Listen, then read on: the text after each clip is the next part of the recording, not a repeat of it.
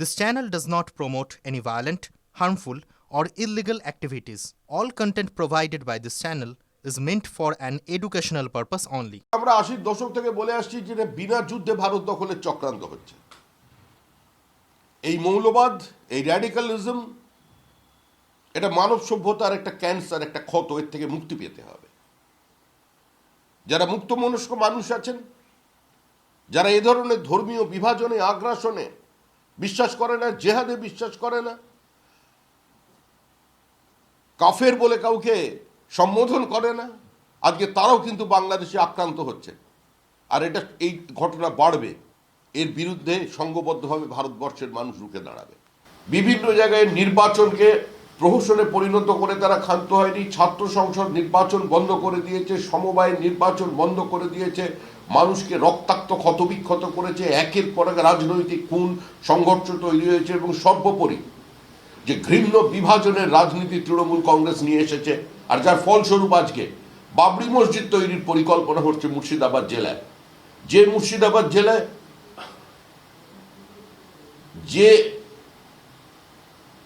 শিকলকালীকে দেখে বঙ্কিমচন্দ্র চট্টোপাধ্যায় আনন্দমঠ লিখতে উজ্জীবিত হয়েছিলেন, তাকে প্রেরণা দিয়েছিল, সেই বঙ্কিমচন্দ্রের মুর্শিদাবাদে, সেই আনন্দমঠের মুর্শিদাবাদে আজকে বাবরি মসজিদ তৈরি হয়েছে।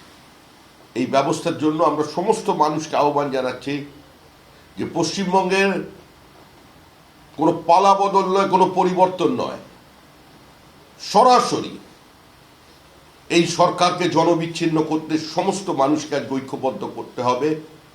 বাংলাদেশের সাম্প্রতিক ঘটনা প্রবাহ প্রমাণ করে দিচ্ছে আমরা কোথায় আছি।